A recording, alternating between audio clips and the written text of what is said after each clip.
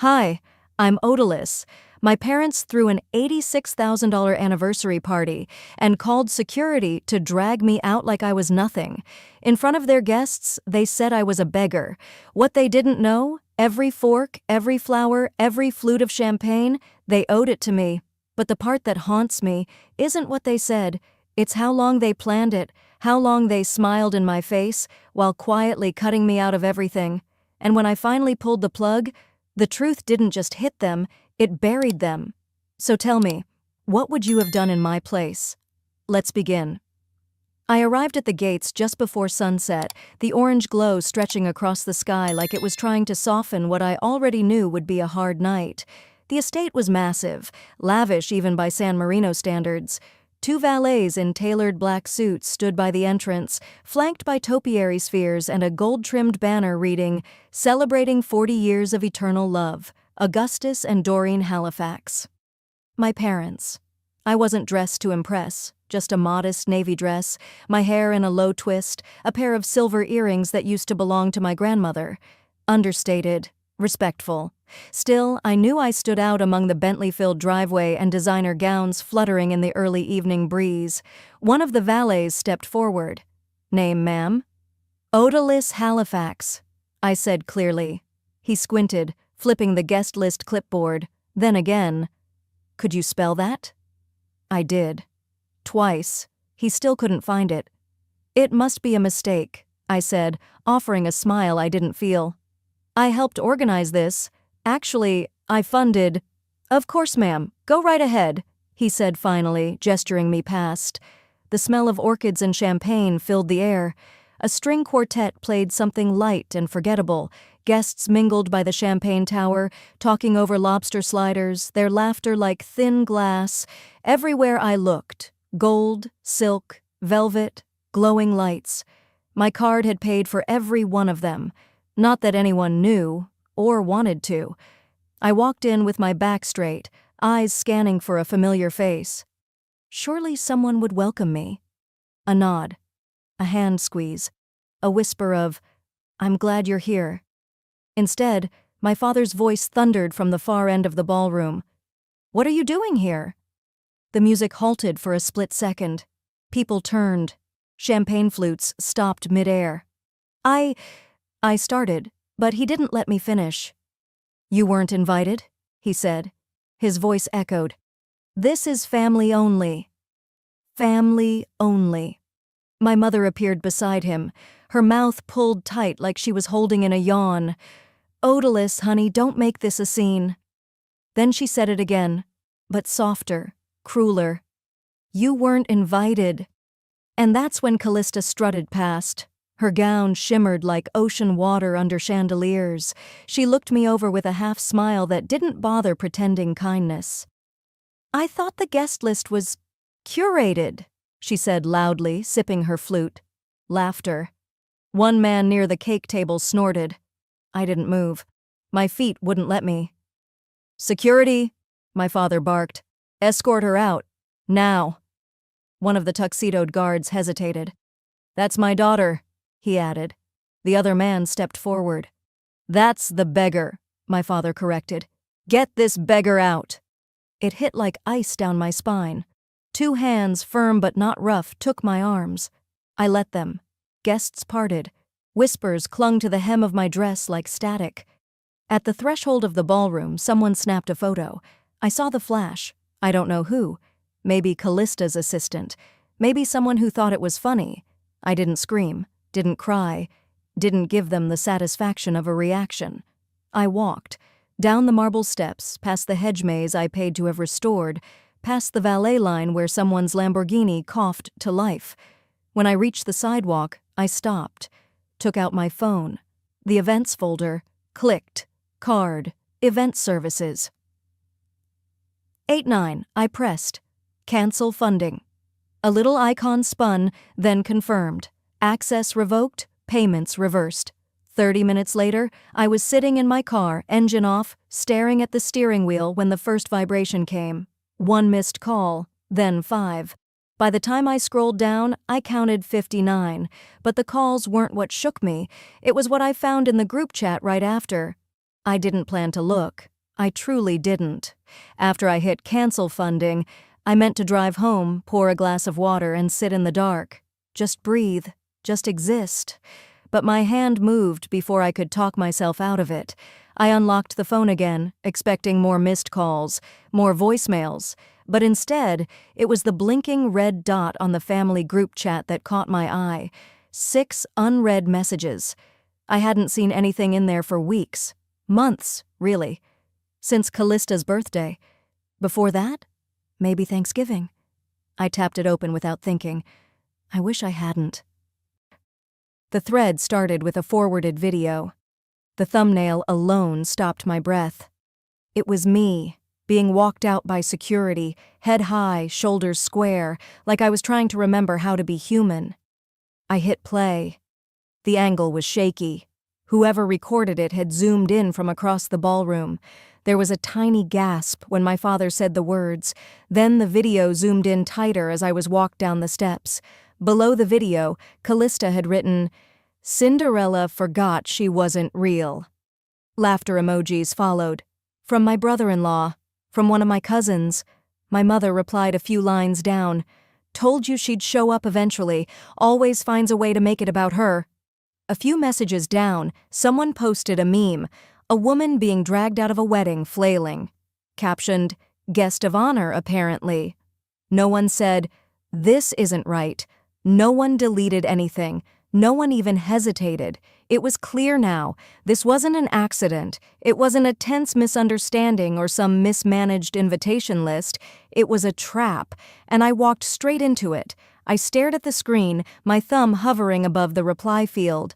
My mouth was dry, but not from thirst. It was like my body was rejecting the taste of their words, their laughter, their cruelty. I scrolled down further, trying to breathe, trying to make it make sense. Then I saw it, the part that burned hotter than the rest. A family friend had commented, "The event was absolutely stunning, Callista.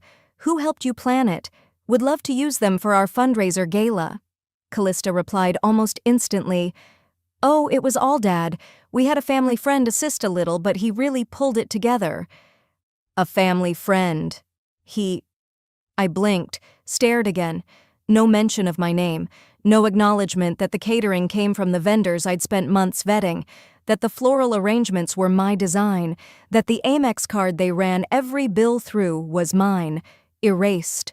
I opened my photo album and began scrolling. June receipts, July invoices, the contract with the band, the deposit confirmation with the estate manager, screenshots of email chains, the black Amex ending in 7689. I texted them all to myself, labeled the thread, "Proof," then added a note below, "Don't delete, ever." I sat still for a long time, my fingers curled around the phone, knuckles aching. There were no tears, not yet. But my body felt like a piano string pulled too tight. I could hear it humming in my bones, the tension just under the skin. It wasn't just about money. It was about identity, contribution. Being someone. Being the one who shows up, pays up, covers the mess. And gets thanked with a lock on the door. I didn't write anything in the group.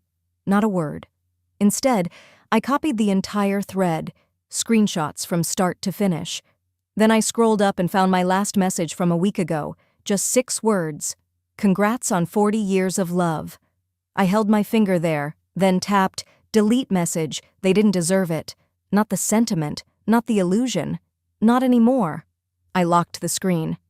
The silence inside the car felt deeper than anything I'd sat in before. Not even the soft noise of my own breath could fill the space. Outside the window, a couple walked their dog. Laughter drifted from a porch nearby. The world, it seemed, kept turning just fine. And when I opened the old filing cabinet, I found the agreement. Unsigned. I sat motionless in my car for what felt like forever. The streetlights had come on by the time I finally moved, fingers numb around the steering wheel. The ache in my temples throbbed in quiet rhythm with my heartbeat. I didn't go inside right away when I got home. I just stood in the doorway, keys still in hand, as if unsure whether I even belonged here. This tiny apartment, this quiet corner of Houston, my place. I dropped my purse on the couch and went straight for the old steel filing cabinet pushed into the far end of my hallway closet. It hadn't been touched in months, not since Dad's bypass. Back then, I told myself it was just easier to keep everything organized. That's what daughters do, right? Handle the messes no one else wants to touch. The drawer groaned as I pulled it open. Folders leaned against each other like tired soldiers. I flipped past the usual suspects: property taxes, HOA notices, investment statements they forwarded without reading. Then, near the back, I saw it. A manila folder with a red tab and black Sharpie in my handwriting. Anniversary planning. Final. I took it to the kitchen table. The lights flickered on above me. Soft, yellow, forgiving. I opened the folder and there it was. The contract from Rosewood Estate. No signatures from them. Just my name. Clean, centered, and final. No cosigns, no initials, no approved by. Just me. A slow chill crept from the base of my spine to the top of my neck. I flipped to the next page. Catering contract. My signature. Band agreement. Me. Florist. Me. Again. It hit harder than I expected. Not because I hadn't guessed it, but because deep down, I'd still hoped I was wrong. I remembered the call with Dad in March. I was in line at the pharmacy. He'd said, "You're so good at logistics, Odie. Just handle it, okay?" I had smiled. I had felt chosen, trusted. But now I saw it for what it really was. Delegation, not inclusion. Outsourcing, like hiring a wedding planner, like borrowing a favor you never intended to thank someone for. I leaned back in the chair, eyes scanning the numbers. $86,000, spread across vendors, deposits, final payments. All of it on me, no shared responsibility, just mine. I reached for my phone, scrolled through old voicemails. Most were junk, appointment confirmations, charity robocalls. Then I found it. Mom's voice, clipped and direct. "You're not family money, Odellis. You're just managing it." She'd said it during an argument about gifting options. I hadn't really heard it back then. I'd brushed it off, like so many things she said when she was tired or stressed or just mean. But now it made sense. They never saw me as one of them. I was the executor, the assistant, the help. I closed my eyes and let the words settle. The weight wasn't just financial, it was existential. This wasn't about being left out of a party. It was about being erased from the story entirely. I flipped to the last page of the stack, a final transfer slip dated tomorrow, $12,000, final payment to the decorator. I stared at it, lips pressed so tight I could taste the metallic bite of my own frustration. Then I breathed. Once. Steady. Opened the payment app. Clicked cancel. It was done. Within seconds my phone lit up. Callista. "She's pulling out? Are you serious?" Dad. "Odellis, call me, now." Then Mom. "You promised." I didn't reply. I sat with their voices echoing in digital bubbles I didn't open. Instead, I whispered to myself, soft but steady. I didn't promise to be disrespected. I pulled out my laptop, uploaded every document, contracts, voice recordings, screenshots, to a private drive. Named the folder Insurance, not Revenge, Truth. Because when people lie loudly, you need to keep your evidence quiet until it's time. I closed the lid. The notifications were still coming in, but the moment I stepped into that brunch cafe, I heard them talking, loud, careless, and about me. It was still early, just past 10, when I pulled into the parking lot outside the Magnolia Brunch House. A few cars were already lined up neatly along the curb, the morning sun dancing off polished windshields. I'd barely slept, and if I'm honest, I didn't know why I came. Maybe it was curiosity. Maybe it was the tiniest ember of hope that someone, anyone, would acknowledge what happened. Or maybe it was just habit, the same way I kept showing up to family events long after I stopped feeling like family. They'd told me this was just a casual little thing, a post-celebration get-together. No pressure, just coffee and breakfast. "We'd love for you to swing by," Callista had texted. I don't know why I believed her. I pushed open the glass door. the familiar chime of the bell overhead echoing into the airy space. The cafe was humming with soft conversation and the clink of cutlery. It smelled like maple syrup and over-toasted bagels. I paused just inside, scanning the room, and there they were. Back corner, near the windows, 4 of them around a round table with champagne flutes already half empty. My mother's head was tilted back in laughter. My father leaned in close, whispering something to Callista. My brother-in-law, Derek, reached for another mimosa, smirking at whatever had just been said. They hadn't seen me yet. Then, over the soft hum of conversation, I heard it. My mother's voice, light, amused. She should be grateful. We let her feel important? A fork scraped a plate. Then Callista, a little louder than necessary, added, "We gave her a title and she thought she was royalty." Derek chuckled. Honestly, I thought she'd cry when security came. More laughter. I stood there, motionless. I hadn't even taken off my coat, my purse still slung over one shoulder, my fingers tightening around the strap. The hostess looked over at me, hesitated, then turned away. No one else noticed me, or maybe they were pretending not to. I didn't move forward. I turned to leave. That's when the waiter approached. He held a silver tray delicately, as if it carried something sacred. "Excuse me, ma'am," he said. "They asked me to bring this to you." I blinked at the flute of champagne resting on the tray. Tiny bubbles raced upward inside the glass, catching the light. A note was attached to the stem. I took it with 2 fingers. "No hard feelings," it read, in neat cursive. "Just family jokes."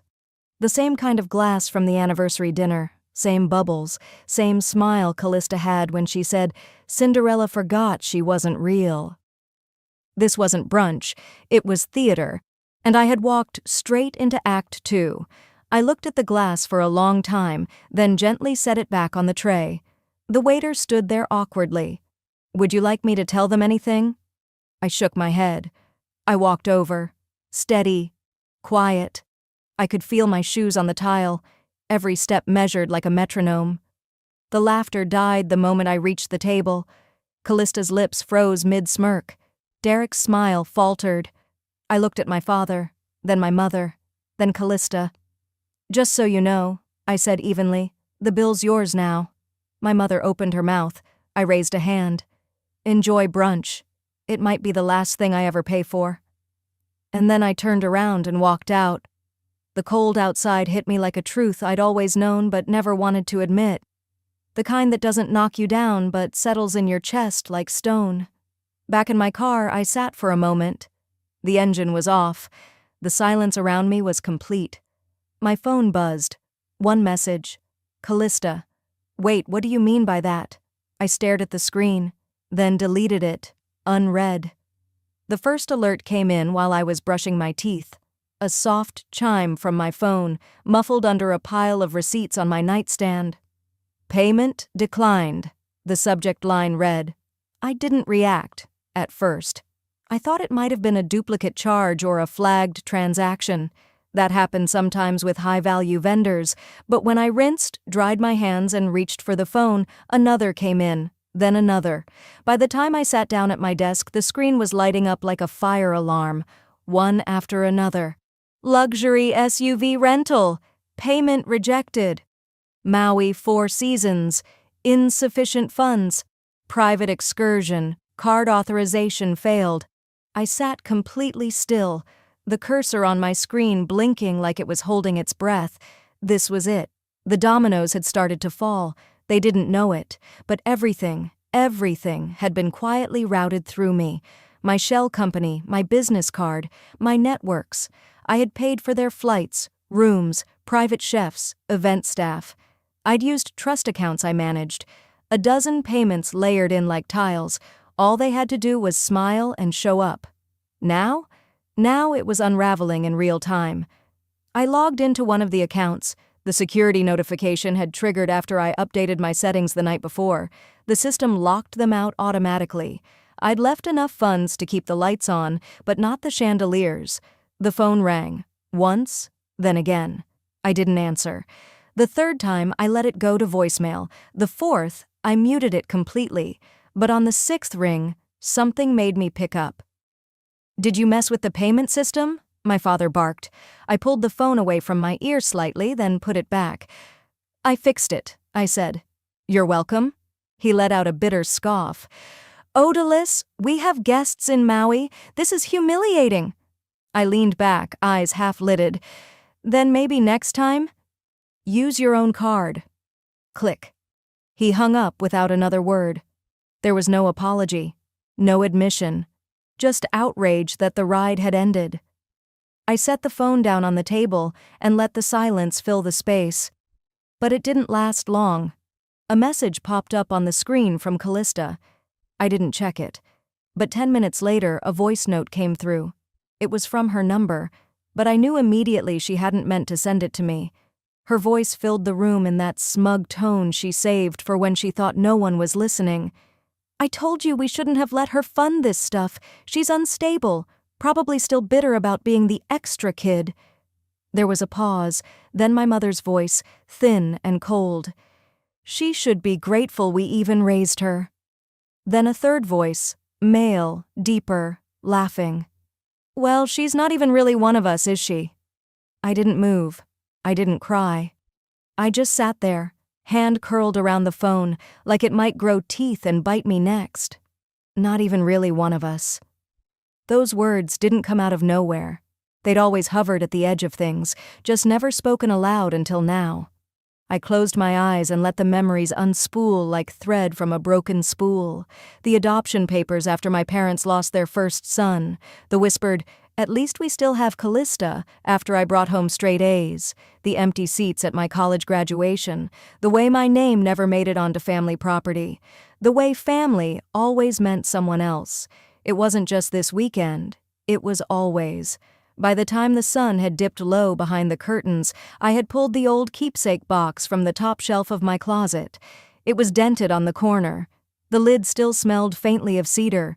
Inside were scraps of my childhood, old ribbons, a birthday card from a teacher, and one small red pin, shaped like a heart, I'd worn the year I helped pass out meals at a fundraiser. I was 10. They'd called me adorable and handed me a job title, junior hostess. Beneath the pin was a folded piece of lined paper, yellowed with time, written in blocky handwriting, $300 from Odalys to help Mom and Dad keep the house. I'd taken the money from my summer babysitting jobs. They'd never acknowledged it. My chest felt heavy, not with grief, but with the weight of clarity. I stood up, holding the red pin in my palm, the metal still cool. "Never again," I said softly, calmly, like a vow. No fireworks, no tantrums, just a line drawn so quietly, no one heard it, but it was there. The message didn't come from my family, not directly. It came from my goddaughter, Tessa, a college senior in Connecticut who'd grown up calling me Aunt D. She'd taken screenshots. One of them showed a message thread I wasn't supposed to see. Her text was short, "I thought you should know." I sat at the dining table, leftover tea gone cold in my cup. I tapped the first image. There it was, my father, in a group chat that apparently included my sister, brother-in-law, mother, and a handful of their country club friends. "Let's not invite Odalys next year," he'd written. "She acts like a beggar with entitlement." Right underneath it, Callista had replied, "Unstable and bitter don't mix well with caviar." A few people had reacted with laughing emojis. I didn't scream. I didn't throw my phone. I just sat there. For maybe 5 minutes, I couldn't move. My breath stayed low in my chest, like my lungs didn't want to expand. I looked around the room, my walls, my framed diplomas, the plants I'd watered by hand for years, and all I could think was, they really said that. About me. The same man who asked me to co-sign his mortgage after losing a lawsuit. The same woman who let me take on their hospital bills because it's easier with your business account, sweetheart. The same sister who wore my heels to her law school gala because hers weren't polished enough. I reached for my laptop. My fingers felt steadier than they should have been. I opened a new spreadsheet, titled it Family Expense Ledger, 2005 to Present. And I started typing, line by line, entry by entry. Mortgage in 2005, $13,400 Callista's tuition deposit, $8,200 mom's credit card debt, paid in full, $14,700 dad's failed restaurant insurance premium, $6,800, and on. Flights, flowers, caterers, therapy bills, emergency dental work. It came to $742,891.34. I stared at the total for a long time. Not out of shock, out of cold realization. They hadn't just used me, they'd written me out of the story. I stood up and pulled the fireproof folder from the bottom drawer of my desk, the one labeled Barrow Holdings, Glenhaven Trust. Inside was a worn packet of legal documents I hadn't touched in over 2 years. My uncle had left behind a sizable inheritance, split into 2 trusts. I had been listed as a co-trustee when he passed, but when I reviewed the most recent signature sheet, something new hit me like a slap. They'd removed me. Callista and my mother had both signed off on an update to the trust 2 years ago, revoking my trustee status and reassigning access to themselves exclusively. No notice, no discussion, no legal transparency. Just a quiet paper cut meant to bleed me slowly, and that's when my detachment turned to calculation. I opened my email and drafted a formal message. To Glenhaven Holdings Legal Counsel subject, immediate hold, Odellis B. Barrow, due to breach of fiduciary duty and probable misappropriation of family trust assets, I am initiating a full audit and requesting immediate freeze of all Barrow-related accounts pending legal review. I CC'd the estate lawyer, the accountant, and the family members still listed on record. I attached 3 PDF files, the trust document, the amendment, and a screenshot of the message calling me a beggar. Then I hit send. For a moment, the house felt unnaturally quiet, and then my phone started buzzing. Callista. Oh, what are you doing? Dad. This is completely unnecessary. You're making a scene. Mom. This is not how a daughter behaves. I stared at the screen and typed back only once. This is not how a family behaves. Then I turned the phone face down on the counter, and silence settled again. By late evening, I'd already scheduled a consult with an estate attorney downtown.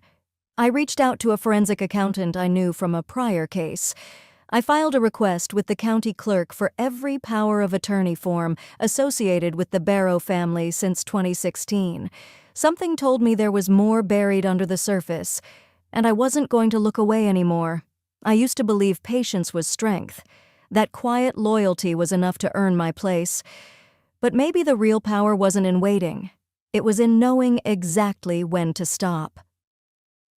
The courier arrived early, before the Texas sun had a chance to heat the front steps. He didn't say much, just handed over a thick manila envelope with a red-stamped seal that read, "Confidential Legal Filing." I nodded, signed, and closed the door behind me. Inside the envelope was the affidavit, neatly typed, notarized, sworn and signed by a man I hadn't seen since I was 17, Richard Holloway, my late uncle's estate attorney. He'd since retired to Santa Fe, but the document bore his seal, and I recognized the stiff, meticulous cadence of his voice in the language. It said 3 things. 1. I had been designated as the final authority on the Glenhaven disbursements since inception. 2. No changes to that designation were permitted without my countersignature. 3. Those changes had been forged. I let the papers sit on the table for a minute while I made coffee. I didn't need to read it twice. I knew what it meant. They'd committed fraud on a legal trust while telling everyone I was just the executor or unstable. The real story was in ink, and it had my name on it. That evening was the neighborhood HOA banquet, the same one I'd quietly paid for year after year, the rented ballroom at the River Oaks Country Club, the flower arrangements, the custom menus. This time, I didn't pay. I didn't hide either. I chose a navy silk jumpsuit, clean lines, no jewelry. Hair pulled back, folder in hand. When I entered, I didn't sneak to the back table like usual. I made eye contact. With my mother, with Callista, even with the neighbors who usually greeted me as Miss Barrow's assistant instead of Odellis. Halfway through the dinner, as the waiter set down dessert, I stood up and tapped my glass. The room fell into an expectant hush. I didn't raise my voice. "I won't be covering this year's HOA banquet," I said, eyes on no one in particular. Not because I'm bitter, but because I'm no longer invisible. A rustle of confused whispers swept the room. I lifted the affidavit, slowly, carefully, is a sworn legal statement from my uncle's former attorney. It confirms that my family forged documents to take control of assets that were always meant to be managed by me. I didn't name names. I didn't have to. My father's napkin had stopped mid-air. Callista's grip on her wine glass whitened her knuckles. My mother's face was unreadable, but she didn't blink. I didn't stay for the reactions. I quietly folded the affidavit and returned to my seat. The dessert fork felt heavier than usual. I set it aside untouched. What I didn't say out loud? I had already sent the affidavit to the HOA board, anonymously. By 10 a.m. the next morning, a clip of me reading from it at the banquet had gone live on the HOA's internal newsletter. A neighbor I didn't know well had filmed it and shared it in the community Facebook group with a simple caption, "She funded it all," and they called her a beggar. By mid-morning, the clip had been forwarded across real estate WhatsApp groups, charity boards, and alumni circles. Someone even posted a side-by-side comparison of the family's vacation photos, captioned, "Funded by the beggar?" Comments poured in. Is it true they forged her signature? They cut her out of the trust she managed? Why would a daughter have to prove she existed? That afternoon, I got a call from Melis. We hadn't spoken in years. "They did it to me too," she said. Her voice was steady but tired. "They took my name off the executor list of the Montana property when I refused to transfer it to Callista. I stayed quiet, but I kept a copy of the original will." She sent it before I could ask. There it was.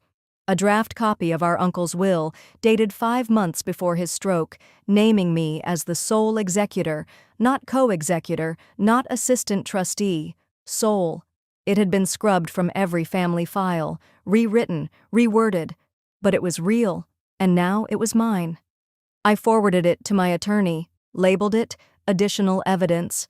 Then I sat on my porch for a while. The heat had finally started to let up. Cicadas buzzed low and steady in the trees. For the first time in weeks, the silence didn't feel heavy. It felt earned. I didn't want them ruined. I wanted the truth to be louder than their version of it. But just as I began to breathe, another message came through. From an unknown number. Just a subject line. Resettlement terms. Callista B. I didn't open it. Not yet. The first thing I heard that morning wasn't birds or a car outside or even the hum of my fridge kicking in. It was my phone vibrating nonstop against the nightstand. I reached for it bleary-eyed, assuming it was another alert from the trust lawyer or the HOA thread. It wasn't. There it was, trending, already with thousands of shares, an audio clip from a syndicated podcast. I hit play. "Some people think giving handouts makes them powerful," Callista's voice said, laced with syrupy confidence. But at the end of the day, they were always the family charity case, not a real daughter. And honestly, that's all she'll ever be. A pause. Laughter. Then silence. Then I watched the reactions roll in, comments flooding every thread. Did she really say that? Wait, wasn't this the same sister who just got exposed for forging documents? Someone else posted, "That woman has no shame." I didn't comment, didn't repost, didn't even save the clip. I just slid the phone face down and let the words hang in the air of my quiet living room. Charity case. Not a real daughter. 2 hours later, I stood in the marble lobby of the bank downtown, the same institution where the Glenhaven Trust had been maintained for years. The banker, a silver-haired man in his late 50s, recognized me immediately. He didn't smile. "Ms. Barrow, I assume this is urgent." I nodded and handed him the affidavit. "It's time," I said simply. He read, skimmed the forged signature samples I'd brought, and nodded once. "I want every disbursement frozen immediately." I continued, pending full audit, all access suspended, and flag any attempted activity under Callista Marin or anyone listed in connection with Barrow Holdings. His voice was calm, professional. Understood. We'll begin immediately. I thanked him and left. No tears, no breathless fury, just stillness. That evening, Callista and my parents arrived at the Lake Union Club, an exclusive dinner spot overlooking the water. She'd booked it as a victory dinner with real estate investors she was trying to lure into a side project. What she didn't expect? The maitre d' checking his iPad and frowning. Reservation cancelled. By Ms. Marin herself, it seems. And the card on file is no longer active. What? I could imagine her voice, clipped and irritated. Perhaps a misunderstanding, the maitre d' offered with a neutral tone. But the eyes of guests nearby had already turned. My father tried to argue. We've been coming here for years. I understand, the staffer replied politely. But without payment, I'm afraid we can't accommodate your party. They were escorted out. No shouting, no throwing fits. But they were seen, and people talked. By the time I returned home that night, my phone had dozens of missed calls. I didn't pick up a single one. Instead, I sat at the desk and slipped a single envelope into my bag. Just before midnight, I drove to their house. I didn't ring the doorbell. I simply walked up the stone path I'd power washed 2 summers ago and left the envelope on the porch bench. Inside was a printed statement, itemizing every payment I had canceled, every auto transfer I had revoked, every credit line I had pulled out of. And a short note, handwritten, "This is not revenge. This is self-respect. You raised me to be quiet. You should have known that didn't mean powerless." I stood there for a moment, not waiting for anyone to open the door, just breathing. Then I turned, stepped off the porch, and drove away. By the time I crossed into northern Idaho, the sun was barely touching the tops of the pine trees. The road twisted into stillness. No billboards, no honking, no chaos. Just snow-covered shoulders and the faint glint of ice where the sun kissed the asphalt. I parked beside a modest log cabin tucked near a frozen lake. No lakefront mansion, no steel gates, just a wood-burning stove, a roof that didn't leak, and silence so complete it felt like it could hold me. I carried one bag in. No phone, no laptop. Just a journal, a book I might not read, and that soft, cream-colored scarf, the same one my foster grandmother gave me when I turned 17 and graduated early. Back then, she told me, "Some warmth, child, has to come from you first, but it always comes back to you, eventually." I never forgot that. I draped it over the arm of the chair by the window, then lowered myself beside the fire and let myself breathe. Not just inhale and exhale, but truly breathe. The next morning, with snow still falling in slow, lazy spirals, I opened my journal. Not to document anything for lawyers or to track payments, just to write. For me. Instead of words, my hand hesitated, hovered, and finally scrawled a letter I knew I'd never send. "Dear Mom, I used to think if I gave enough time, money, effort, silence, you'd finally say I mattered, that I belonged. But now I know. Love isn't a receipt, and I'm done paying. Odaless." I folded the page. No second thoughts, no edits. I walked to the fireplace, placed it inside, and watched the flames curl its edges. No anger, no tears, just release. Back in Seattle, the fallout was still unraveling. A friend sent me a photo. Callista, sitting at a trustee panel hearing, her makeup done a little too perfectly for someone facing allegations of fraud. My father was beside her. He didn't speak, didn't even defend her.